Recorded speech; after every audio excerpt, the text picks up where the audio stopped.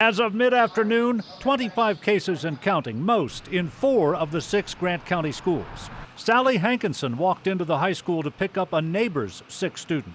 Says the nurse inside told the mother her daughter had a cough and might have the whooping cough.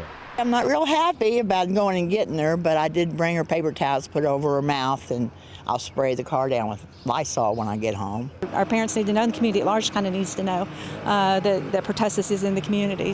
Here's a comparison to classify the concern. In all of last year, Grant County counted 5 cases of whooping cough. As of March 23rd, there were 5 times that number.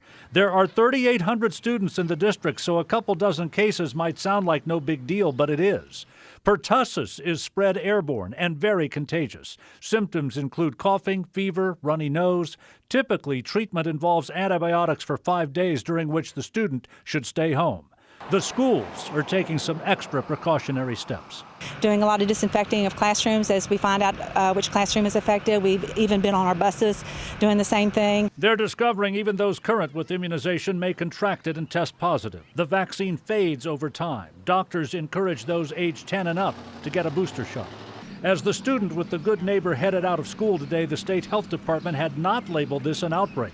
The operative phrase as the truck moved closer to a Lysol can was a spike in cases. We're told the district is making every effort to reach parents. We'd like to see this wrapped up and out of our district and out of our community as soon as possible.